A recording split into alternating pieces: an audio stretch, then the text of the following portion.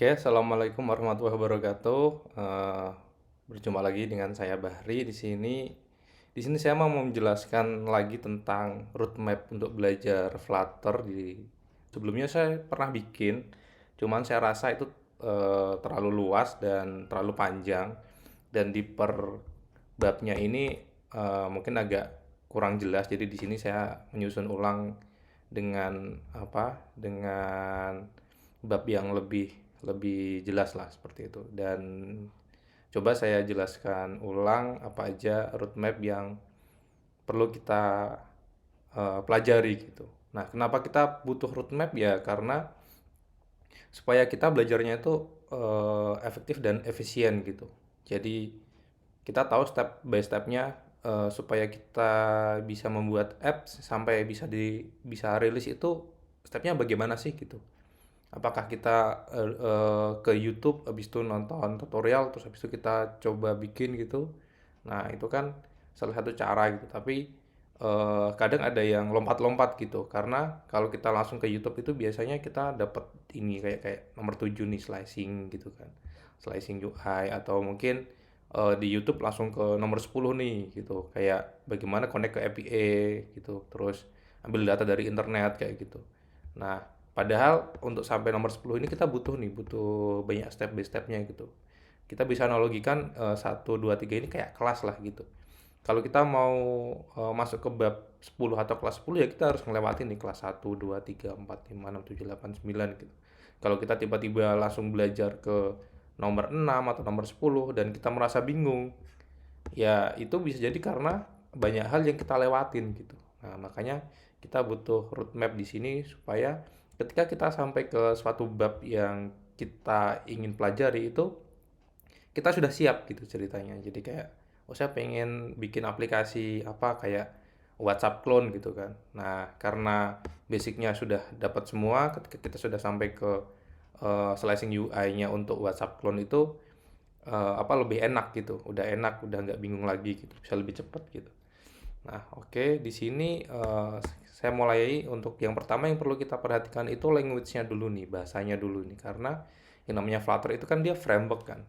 Flutter itu sebuah framework, terus framework itu dia butuh bahasa untuk menulis kodenya di dalamnya gitu. Nah, kode di dalamnya itu si Flutter ini pakai bahasa Dart ya, dia bahasa pakai Dart. Dan di sini kenapa saya taruh nomor satu dan Flutter di nomor 2 karena belajar bahasa Dart pun kita nggak perlu harus install Flutter-nya gitu. Jadi kita bisa pakai Dartpad, Dart.dev, dan Dartnya sendiri kita bisa belajar dari Dart.dev gitu. Jadi kita belum install Flutter pun kita sudah bisa belajar bahasanya gitu.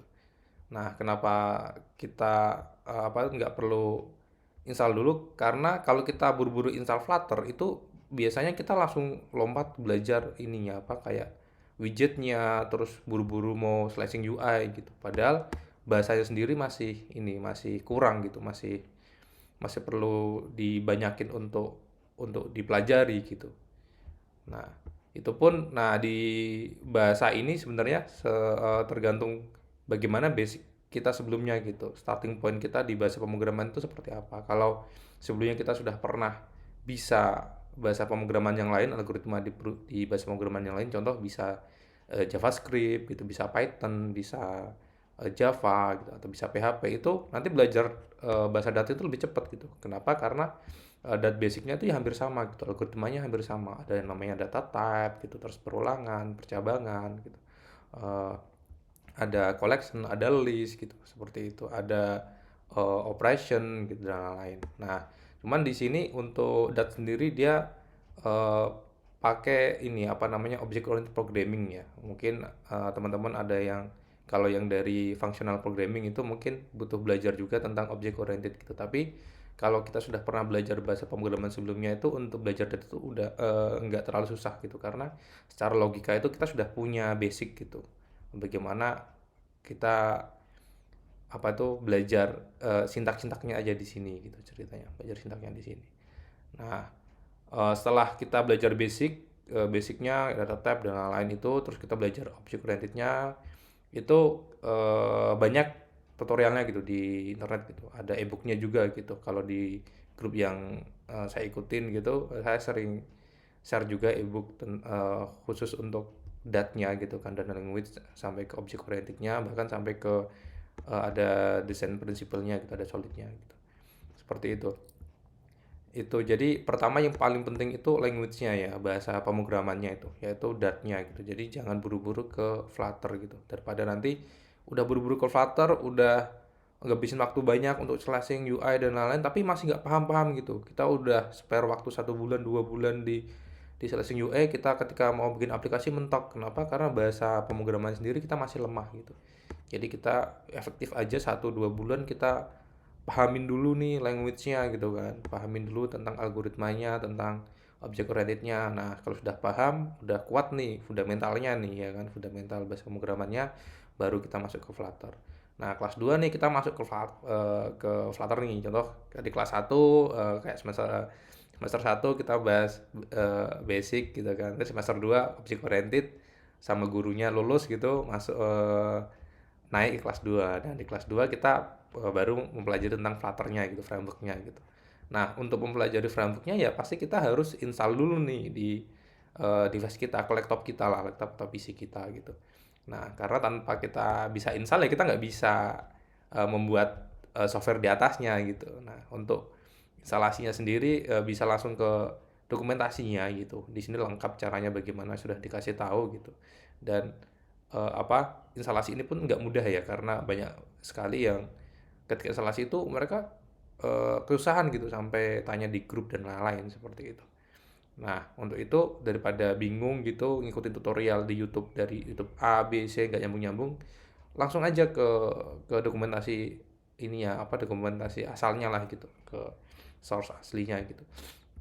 Nah, di sini nanti kalau di sini udah nyobain ternyata gagal, entah kenapa. Biasanya gagal tuh karena mungkin device-nya yang belum support gitu, atau di tutorial itu dia jelasinnya pakai kayak Android versi sekian, tapi ketika dia install sekarang itu udah versinya udah naik dan itu butuh sesuatu yang berbeda gitu. Nah, itu mungkin nanti bisa ditanyain di grup, nah grup Telegram, nah grup WhatsApp di Flutter. Sekarang banyak sih grup-grup yang siap membantu gitu. Nah, selain kita instalasi, kita harus paham juga bahwa instalasi ini nggak semuanya sama ya. Jadi kalau kita pakai Mac itu kita bisa bisa develop aplikasi Android, juga aplikasi iOS juga, dan macOS juga gitu, sama web juga gitu. Kenapa? Karena di Mac itu dia dia ada Xcode. Xcode itu engine yang untuk nge-build si iOS-nya gitu. Dan itu Xcode itu hanya ada di MacBook gitu ceritanya, hanya ada di Mac gitu. Nah, makanya kalau teman-teman mau develop iOS ya wajib punya Mac gitu. Walaupun di Windows bisa, cuman itu susah banget pasti karena harus kita install apa namanya Macintosh dan lain-lain. Cuman ya paling bagus ya emang kita harus pakai Mac gitu. Nah, tapi tanpa Mac pun kita udah bisa develop aplikasi mobile pakai Flutter. Kita bisa bikin versi Android-nya. Jadi kita bisa bikin versi Android-nya dulu, kita coding pokoknya sebanyak-banyaknya sampai Android-nya jalan gitu.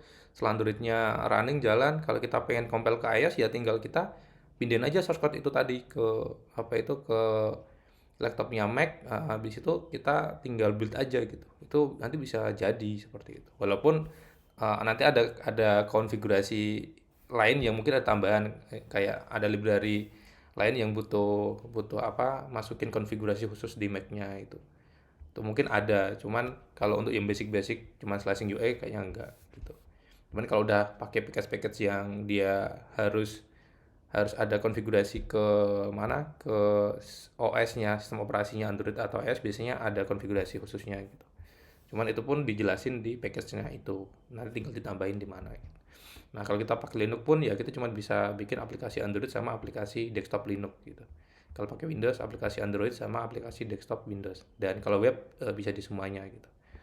Gitu terus setelah kita paham, berarti saya punya Windows nih. Ya udah, saya nggak perlu pusing-pusing untuk bagaimana saya develop iOS gitu. Ya, soalnya saya sering sering baca juga pertanyaan, apakah saya bisa develop iOS di Windows gitu kan. Nah, daripada kita berhari-hari cuma nyari tahu itu dan kita coba set up nggak jadi-jadi, udah kita pahami aja bahwa itu nggak bisa gitu. Jadi Windows itu ya Android sama Windows gitu. Udah fokus itu aja, dan kita belajar Flutter untuk develop Android aja pun itu udah bagus banget gitu. Nah, setelah itu kita harus paham juga bahwa untuk develop ini semua kita butuh IDE ya, butuh editor. Nah, yang direkomendasikan dan paling bagus itu ya Visual Studio Code sama Android Studio gitu. Dua ini sih gitu. Dan saya pakai dua-duanya gitu, tergantung kondisinya gitu. Cuman kebanyakan developer Flutter itu pakainya Visual Studio Code gitu. Android untuk ya mungkin setting di Android-nya kayak di mana itu di SDK Android-nya gitu, emulator dan lain-lain kita tetap butuh di Android Studio-nya supaya lebih enak gitu. Nah, terus dari sini ketika kita sudah lulus nih kelas 2 tuh kita cuma setup aja nih, setup ini juga nggak gampang juga gitu kan. Nah, terus kita pahami ini, kita coba instalasi, pokoknya kita ikutin di sini sampai sampai test drive lah gitu, sampai test drive sampai benar-benar bisa bikin project baru gitu, sampai running, sampai emulatornya jalan, itu udah lulus nih ceritanya. Nah, setelah lulus nanti baru kita belajar tentang Flutter arsitekturnya sama setup projectnya gitu. Nah, setelah tadi test drive-nya sukses ceritanya, Flutter create nama aplikasinya, contoh kayak belajar Flutter gitu. Nah, nanti si Flutter-nya akan membuatkan sebuah project setup ceritanya. Nanti di situ ada folder apa itu Android, folder iOS, ada folder lib gitu. Ada PubSpec YAML gitu. Nah, kita pahami dulu tuh itu project setup projectnya seperti itu. Kita harus pahami, oh ini untuk apa sih gitu kan. Terus ketika saya bikin kok sebenarnya size-nya kecil, tapi ketika saya build kok nanti tiba-tiba size-nya bisa gede gitu, bisa sampai 100 mega lebih gitu. Kok ini tiba-tiba ada folder build gitu dan lain, itu kita bisa dipelajari tuh di project setup ini gitu. Sama kita harus paling nggak tahu nih ya Flutter arsitekturnya tuh bagaimana gitu. Jadi kita paham tentang frameworknya, contoh, oh Flutter itu butuh framework gitu. Sedangkan bahasa pemrogramannya itu Dart, jadi jangan campur-campur gitu. Kadang ada yang bertanya, apa bedanya Flutter sama Dart gitu, atau kalau mau belajar Flutter itu belajar Flutternya dulu atau Dartnya dulu gitu. Nah itu biasanya karena belum paham nih Flutter arsitekturnya. Nah kalau kita belajar di sini sebentar gitu kita akan paham gitu bahwa frameworknya itu Flutter, yang dia tuh bertugas untuk apa tuh namanya menjembatani antara si embedder si OS OS apps-nya itu OS platformnya itu dengan Dart-nya, kode yang kita bikin itu tugas framework-nya gitu kan. Jadi dia bisa bisa build ke jembatani build ke Android ataupun jembatani build ke iOS gitu. Ataupun jembatani build ke web juga gitu, ke web, ke Linux, ke macOS, ke Windows gitu seperti itu. Itu tugasnya framework-nya gitu. Kalau Dart itu ya bahasanya untuk kita nulisnya gitu. Nulis kodenya gitu. Dan kalau kita pahami project setup-nya ini, ya tugas kita itu sebenarnya coding di dalam folder lib-nya aja gitu. Karena Flutter itu seperti ya kita cuma nulis library-nya aja gitu untuk di embedder atau untuk ditempel di di buildernya mereka gitu. Kalau kalau Android ya nanti di Gradle gitu, kalau iOS nanti di Xcode-nya itu ceritanya. Nah, untuk Flutter arsitektur nanti kita belajar namanya Skia Engine gitu. Dia kayak ya ini mesin ajaibnya si Flutter lah, bagaimana dia bisa terjemahin kode datanya tadi ke binary yang bener-bener langsung bisa dibaca sama si platformnya gitu, iOS atau Androidnya, dan itu bisa sangat cepat sekali gitu kan, kayak gitu. Nah setelah kita belajar Flutter arsitektur sama project setup, nah kita langsung lanjut lagi tuh, kita belajar tentang stateful widget ataupun stateless widget gitu. Nah di sini kita akan belajar apa tuh namanya widget tree gitu, widget tree-nya, terus eh apa nanti kenal juga bahwa di Flutter itu everything is widget gitu kan, jadi semua itu widget, jadi kayak teks itu widget gitu, terus nanti eh layout ya widget gitu, ada background tuh ya widget gitu, kita klik itu pun widget kliknya gitu kan. Nah di situ nanti kita akan kenal widget itu ada namanya stateful sama stateless gitu kan. Nah, kalau stateful itu istilahnya widget ini tuh punya kehidupan di dalamnya. Kita ada life cycle-nya ya. Jadi ketika kita klik itu dia akan melakukan sesuatu gitu. dia akan nge-breed ulang gitu. Jadi dia bisa berinteraksi gitu. Kalau stateless tuh enggak gitu. Kalau widget ini udah kebentuk ya udah dia diem gitu, dia diem gitu. Nah, di sini kita pun akan belajar basic state management ya. Jadi ketika ngomongin stateful itu sebenarnya eh, di dalamnya itu kita sudah belajar state management cuman yang versi lokal gitu. Apa itu? Ya, lokal state lah ceritanya. Sedangkan di state management yang lebih luas itu ada namanya app state gitu. Jadi state yang dia itu global gitu seperti itu. Dan itu akan dipelajari nanti di kelas 14 lah ceritanya. Jadi teman-teman yang baru instalasi Flutter, baru setup, tiba-tiba pengen saya pengen belajar GitX, saya pengen belajar blog itu kejauhan gitu. Menurut saya kejauhan. Jadi daripada nanti baru belajar sini ke sini pasti kebingungan tuh. Kalau kebingungan kita udah habis seminggu, 2 minggu, 3 minggu, bingung mau gak mau akhirnya kita mundur lagi gitu. Jadi kita rugi waktu daripada gitu ya udah kita ikutin aja nih roadmapnya gitu. Nah, setelah belajar tadi udah paham nih, oh stateful tuh dia punya ini ada initnya gitu, init state, ada set state-nya gitu. Kalau stateless nggak ada, jadi nanti paham tuh kapan kita pakai stateful, kapan kita pakai stateless gitu kan. Walaupun semuanya kita bisa pakai stateful semua gitu kan. Untuk belajar pakai stateful semua lah daripada bingung gitu kan. Ya bisa aja gitu, tapi nanti ada waktunya kita, oh ini kayaknya terlalu terlalu apa tuh namanya? Terlalu boros gitu, terlalu boros kode, terlalu terlalu boros performance gitu. Jadi ini kayak stateless dong cukup deh gitu kan ceritanya. Dan kalau paham ini nanti kita bisa bikin custom widget sih seperti itu. Nah, setelah kita paham nih ya kan, kita udah bisa paham tentang sampel projectnya. Biasanya kalau kita setelah bikin Flutter create project apa tuh Flutter create apps itu nanti kita dikasih project sampelnya itu namanya counter app ya. Jadi ketika kita run tuh pasti kita bisa diklik itu 1 2 3 4 5. Nah, itu dari situ kita sudah bisa belajar artinya. Oh, itu ada statefulnya gitu kan. Oh, ada set state-nya gitu. Nah, kalau kalau dari counter app itu kita sudah belajar dan paham gitu. Nah, kebanyakan kita lulus nih kelas 4 lulus. Nah, habis itu kita masuk ke kelas 5 nih, belajar Git. Apaan sih Git? Apaan sih gitu? Namanya apa ada hubungannya sama Flutter gitu. Ini emang apa itu secara spesifik gak ada hubungannya sama Flutter. Cuman secara lebih luas lagi ini akan memudahkan kita dalam kolaborasi sama tim, dalam menyimpan kode-kode yang pernah kita bikin gitu kan. Jadi kalau kita udah belajar Git dan kita sudah punya akun GitHub, semua yang kita bikin, semua yang kita pelajari di sini gitu kan. Eh, apa kode itu project yang baru kita bikin itu bisa langsung kita simpan di GitHub gitu. Simpan di GitHub terus tiap kali kita belajar kayak aku mau belajar bikin widget container selesai kita bisa commit, kita push lagi gitu. Jadi apa yang kita pelajari itu nanti kerekam di Git gitu, di GitHub itu. Di Git kerekam, komitannya kerekam. Kalau kerekam nanti suatu saat ketika kita mau belajar lagi, belajar ulang gitu kan. Kita bisa tahu sebelumnya kita bikin apa aja dulu, bikin apa kayak gitu. Dan ketika kita mau share project kita ke orang lain pun gampang, kita tinggal kasih aja linknya gitu. Yang penting repo kita itu public gitu. Dan di GitHub ini, di Git ini pun bisa jadi portofolio kita ketika kita mau melamar kerja atau kita mau ambil project, biasanya minta portofolionya, kita bisa kasih ini loh GitHub saya gitu, ini loh GitHub yang saya bikin, saya pernah belajar apa aja, saya pernah bikin apa aja, itu kita bisa kasih ke mereka. Jadi mereka oh iya udah bagus nih, udah banyak nih. Saya sendiri juga kalau nyari partner juga saya lihat ke GitHub dia, terus saya lihat apa itu pub spek YAML-nya, oh dia udah pakai blog nih, berarti udah bisa blog gitu. Oh dia pakai Riverpod, udah bisa Riverpod kayak gitu.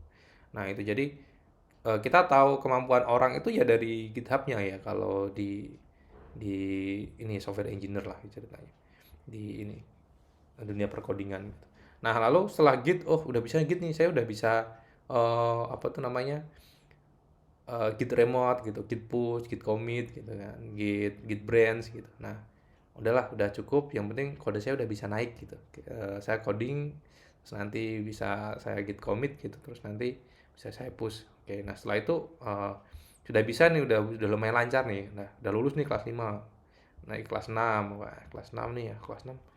Nah, baru kita belajar tentang widget dan package ya. Nah, di sini kita bisa juga belajar pakai YouTube-nya si Flutter tuh, ada tuh yang widget of the week atau package of the week tuh bagus tuh di situ. Nah, kita belajar aja tuh kayak kontainer tuh dia punya parameter apa aja, dia punya properti apa aja, dia bisa apa aja gitu.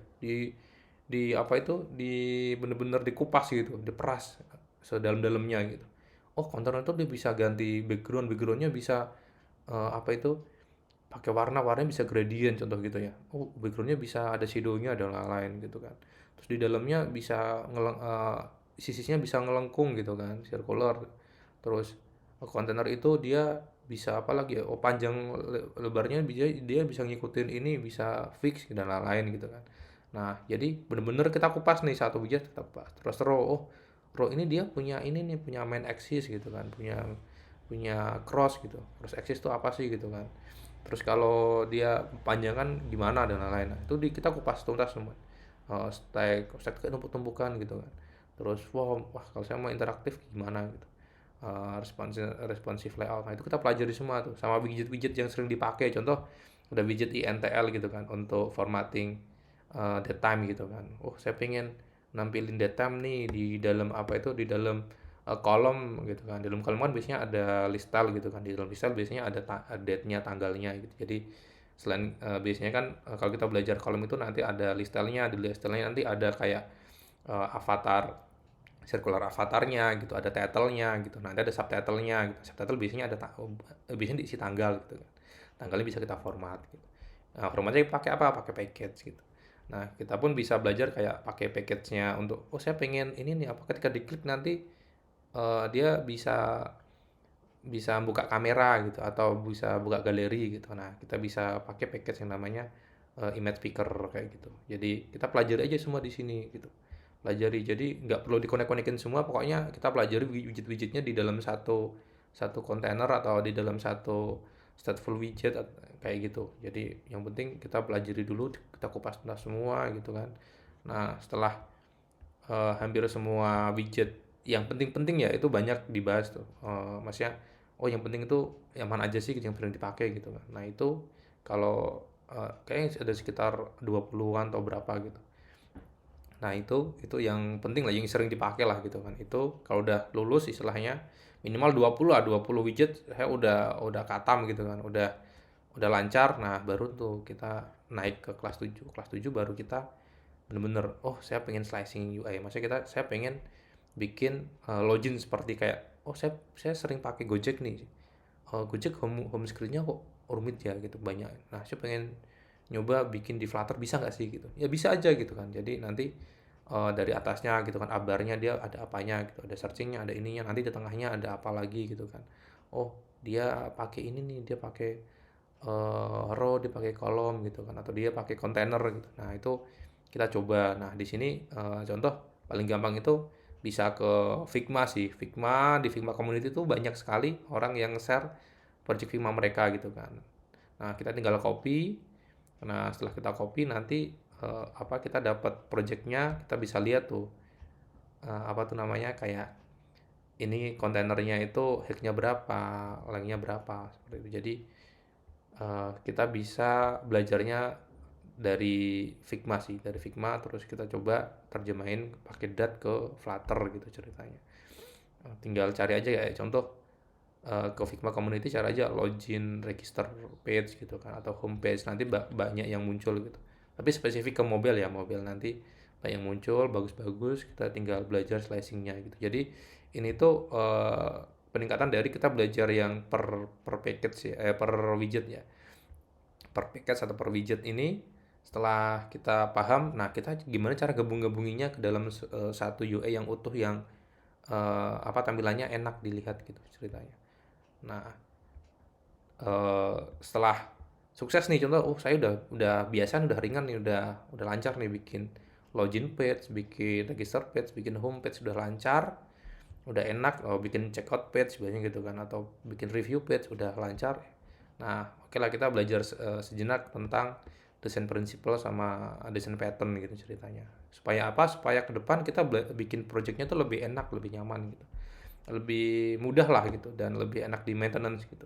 Kayak desain principle ini kayak bagaimana kita bikin kode itu supaya mudah di maintenance gitu, reusable kayak gitu, dan lain-lain. Karena kalau kita belajar ini dan ini, belajar widgetnya terus slicingnya, itu kadang kalau masih belajar itu semua kode dimasukin gitu kan. Kita bikin kita mau bikin button baru, kita bikin widget lagi. Nah, akhirnya kode terlalu banyak, dan kalau kita mau bikin page lain itu akan lebih lama gitu. Tapi kalau kita udah belajar apa itu design principle, itu akan lebih lebih mudah, karena kita akan apa itu namanya, disuggest untuk bikin reusable widget kayak gitu. Jadi supaya kita bikin satu widget yang nanti tinggal dipanggil aja, tinggal diganti aja ininya apa propertiesnya gitu. Itu bisa, atau tinggal diganti colornya gitu, diganti functionnya dan lain-lain. Cuman secara widgetnya itu secara kelasnya itu ya kelas itu aja gitu. Itu. Nah, kalau desain patternnya itu supaya kode kita tuh mudah dibaca seperti itu. Kayak ada apa itu pembagiannya seperti apa gitu kan. Oh, ini untuk kelas untuk data source, nanti untuk connect ke API nanti taruhnya di sini gitu. Untuk UI taruhnya di sini gitu. Untuk logic taruhnya di sini gitu. Itu kita belajar lah sekilas tentang tentang desain pattern sama desain principle gitu. Nah, setelah itu baru kita oke lah, saya mau praktek langsung nih, bikin aplikasi yang interaktif gitu ya, atau data real time gitu. Ya udah, kita baru masuk ke networking ceritanya. Nah, sebelum masuk ke networking itu kita belajar dulu nih JSON serialization ini ya. Kenapa? Karena banyak yang dia langsung belajar DIO sama HTTP ini ya, belajar networking REST API ini, mereka mentok di ini konversi datanya gitu kan. Kayak lo, Mas, saya udah bikin ini kok kembalinya nol gitu, kok saya nggak dapat nilai ininya gitu, padahal di Postman muncul tapi kok di aplikasi nggak muncul. Nah, itu biasanya JSON-nya dan serialization-nya ini nggak pas, nggak sukses lah di sini. Jadi ini tuh ceritanya kayak bagaimana kita nge-convert si JSON-nya itu menjadi objek kelas yang akan dikonsum oleh aplikasi kita gitu, aplikasi di Flutter gitu kan. Flutter kan dipakainya Dart ya. Jadi bagaimana si JSON ini dia bisa jadi tadi itu kelas Dart itu ceritanya. Jadi objek kelasnya tadi itu gitu. Nah, itu kita harus pelajari di Flutter tuh ada bab sendiri itu tentang JSON dan serialization, bisa ke sana langsung. Jadi ceritanya kan kalau dari API kan pasti dia apa tipe datanya yang dikirim itu biasanya JSON ya, pada umumnya lah gitu, walaupun ada XML dan lain-lainnya, tapi pada umumnya itu JSON ya, karena ringan dan lain-lain itu. Nah, karena JSON ini bentuknya itu string, biar mudah dimanipulasi, itu kita harus deserialize lah, kita decode JSON, decode ke kelasnya si dat gitu. Kita udah bikin data model lah ceritanya, model kayak kelas apa itu namanya, student model gitu kan. Nah, nanti di dalamnya ada string name, integer name dan lain-lain seperti itu kan. Nah, jadi nanti ketika di dalam aplikasi Flutter itu menampilannya udah enak gitu. Jadi kita tinggal apa itu student.name, student.name, student.address kayak gitu. Jadi nggak pakai yang apa kurung siku gitu kayak gitu. Kalau kita nggak di apa itu decode dulu, nanti pakainya seperti itu, harus ada ininya lah, apa itu kurung sikunya, nanti stringnya nama apa itu, nama key-nya apa gitu. Nah, itu potensi untuk typo-nya besar banget gitu ceritanya. Makanya kita belajar dulu ini tentang JSON dan serialization, baru masuk ke networking. Nah, setelah ini lancar, udah paham nih, oh iya berarti dari objek model datnya ini untuk jadi JSON caranya gimana, dari JSON biar jadi model bagaimana caranya gitu. Nah, kalau sudah lulus nanti ke kelas 10 nih ceritanya. Di kelas 10 baru kita untuk basic tuh kita pakai HTTP nih, untuk aplikasi kecil cukup lah gitu ceritanya. Tapi kalau udah besar, untuk udah kompleks itu ini agak kesusahan, makanya ada package ya baru namanya DIO gitu. Ini yang lebih advance lah gitu. Jadi kalau ada pertanyaan lebih baik mana nih, pakai DIO atau pakai HTTP, ya tergantung project kamu gitu. Kalau project cuman kecil, cuman satu page, HTTP cukup gitu. Tapi kalau udah gede, besar, banyak page, ya udah pakai DIO gitu. Kita jangan menyusahkan diri kita sendiri gitu. Jangan fanatik HTTP atau fanatik DIO gitu. Nah, keistimewaannya apa bisa dibaca di apa itu dokumentasi masing-masing gitu. Nah, setelah kita belajar networking, kita bisa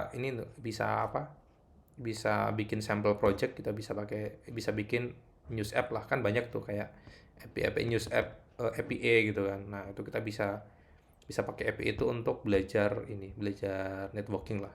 Bagaimana nampilin data yang ada di internet dengan penghubung si HTTP Dio ini, HTTP ataupun Dio ini nanti jadi data model gitu. Data model ini nanti tinggal kita tata di widget-widget yang sudah kita bikin gitu. Kita udah slicing ya kan, kita udah bisa networking, tinggal bagaimana data yang dari internet ini kita pasang di kontainer-kontainer yang kita bikin, kontainer di widget yang kita bikin gitu. Entah dia di list gitu, di list view gitu kan, di list style gitu, atau di row dan lain-lain lah macam-macam itu. Nah, setelah nomor 10 udah bisa nih, aku udah lancar nih gitu kan, udah paham nih tentang future gitu kan. Eh, tentang asing await gitu kan, tentang then gitu. Kenapa? Karena nanti di sini pasti akan ketemu sintak-sintak itu gitu. Udah paham nih tentang bahwa ketika kita nge-get API itu kita harus nunggu, butuh waktu gitu. Butuh waktu. Terus udah belajar kayak is loading dan lain-lain gitu kan, nanti udah pakai stateful widget kayak gitu. Nah, baru kita belajar nih tentang local database gitu. Kenapa? Yang namanya apps itu dia bisa interaksi itu ya kalau ada database-nya gitu, ketika ada datanya gitu. Nah, data itu bisa dari internet ya, dari server lah, atau bisa dari lokal gitu yang diolah gitu ceritanya. Nah, setelah kita pertama belajar yang data dari internet atau data dari server, kita belajar data yang dari lokal gitu. Nah, untuk package sendiri kita bisa pakai self preference gitu, bisa pakai Hive, bisa pakai Flutter Secure Storage. Nah, untuk keistimewaannya apa aja bisa dibaca juga seperti itu. Kapan kita pakai self preference, kapan kita pakai Secure Storage gitu. Jadi semua ada fungsi-fungsinya gitu. Jangan dibanding-bandingin. Uh, Self preference sama Secure Storage bagusan mana ya gitu. Bukan bagusan mana, sebenarnya fungsinya itu ada masing-masing gitu kan. Mungkin untuk data-data yang nggak sensitif cocok nih pakai self preferred gitu kan. Tapi kalau data yang sensitif pakainya ini gitu. Tapi kalau pengen yang lebih bagus pakai have kayak gitu. Jadi ada peruntuknya masing-masing gitu. Nah, setelah itu di lokal pun kita bisa bikin lokal database juga gitu kan. Jadi seumpama kita mau nyimpen data sementara nih, data dari mana, dari REST API ini kita udah bawa data kayak list list apa itu, list score atau list list score si user gitu. Contoh kita mau simpen nih ya, bisa aja kayak kita bisa simpan di lokal ataupun kita bisa simpan di database lokal gitu. Kalau mungkin lokal data ini kita nyimpen data yang mungkin simple gitu, cuman kalau untuk yang relasional data yang lebih banyak gitu kita bisa pakai lokal database-nya gitu ya. Ini ada package-nya SQFlat ataupun Moore gitu. Terus jangan dibandingin gitu, pasti ini ada kesemuanya, ada kesemuaan gitu. Ini ada kekurangannya, makanya dibuatin ini gitu.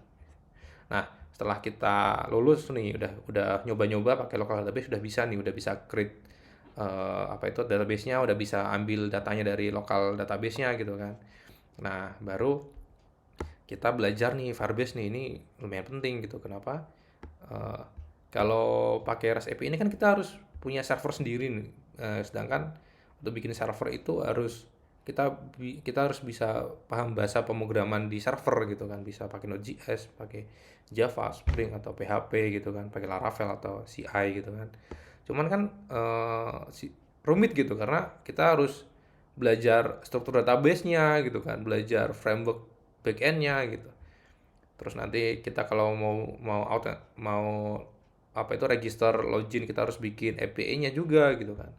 Nah, dengan Firebase ini kita bisa ini apa mensimpelkan yang tadi itu backend. Jadi kita nggak perlu pakai REST API dan nggak perlu bikin server sendiri. Kita sudah bisa melakukan hal yang sama kayak nyimpen data, nyimpen file, terus register login itu kita sudah bisa pakai Firebase ceritanya. Dan dia ada apa tuh punya package-nya sendiri. Kalau kita udah apa itu pakai package-nya, nanti kita udah bisa gunain function-functionnya gitu. Jadi kita sudah nggak pakai REST API juga gitu. Nah, contoh kayak di Firebase Out itu kita bisa apa itu namanya register login pakai username password gitu kan, pakai email password. Terus di sini pun kita bisa langsung register atau login pakai login Google gitu kan, atau login Apple pun ada Twitter juga ada, GitHub juga ada gitu. Jadi lebih mudah gitu. Kita nggak harus integrasi satu-satu gitu. Terus Firestore ini untuk database-nya gitu. Kita bisa simpan ke dalam database-nya Firestore.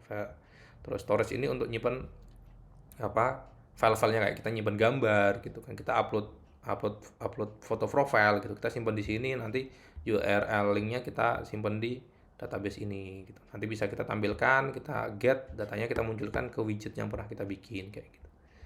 Nah, terus ada juga cloud messaging untuk push notification pun itu ada di Firebase seperti itu.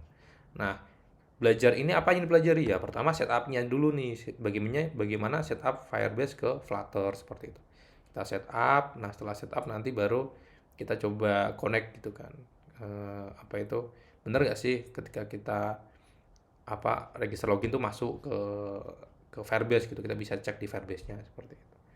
Nah, setelah kita lulus nih, udah bisa nih, wah aku udah bisa bikin, Firebase sudah lancar, slashing udah lancar, udah enak banget nih, kita udah bisa bikin aplikasi kayak Instagram clone, bisa buat WhatsApp clone gitu. Kenapa? Karena datanya udah kita tinggal simpan aja di Firebase gitu.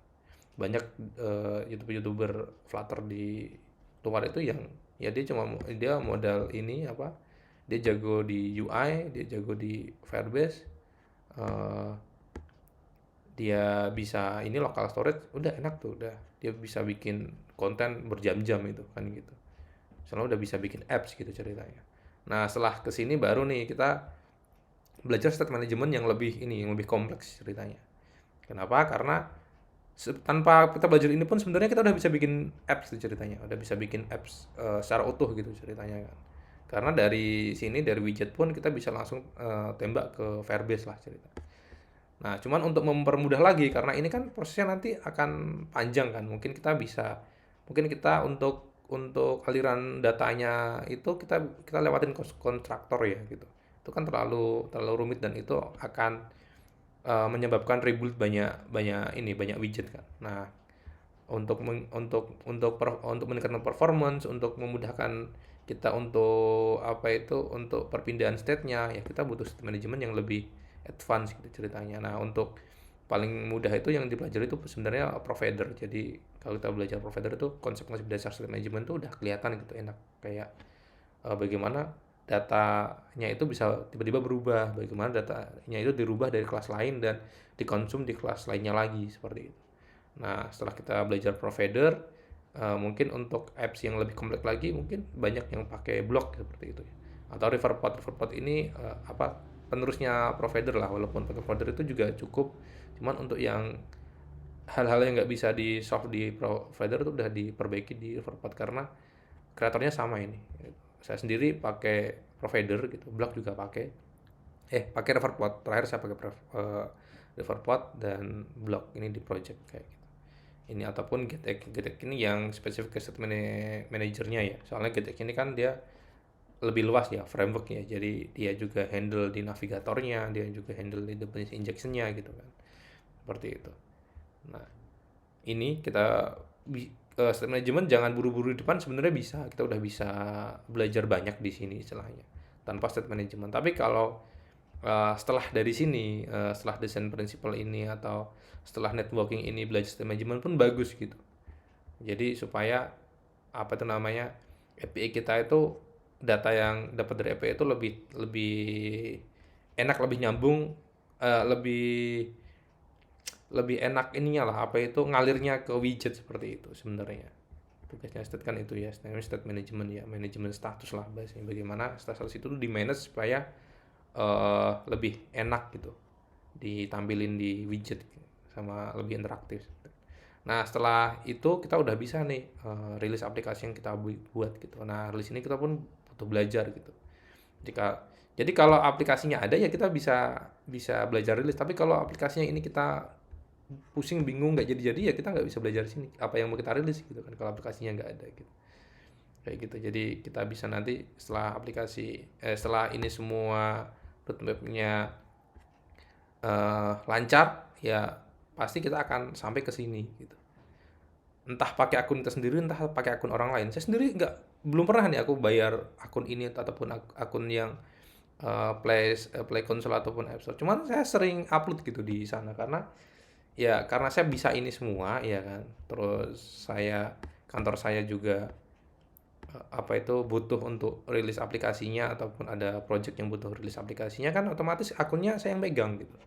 Jadi belajar ini nggak harus kita keluar uang untuk beli ini atau beli ini gitu, beli lisensinya gitu.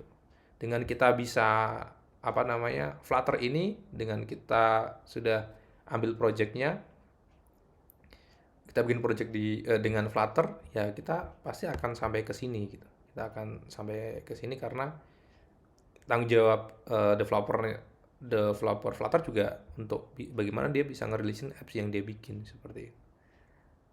Oke, sampai sini sebenarnya udah cukup. Jadi teman-teman sudah bisa belajar dari awal, dari start dari belajar language-nya sampai rilis ke Play Store, Play Store atau Play Console atau Play Store atau App Store seperti itu. Dan ya good luck, selamat belajar, terima kasih.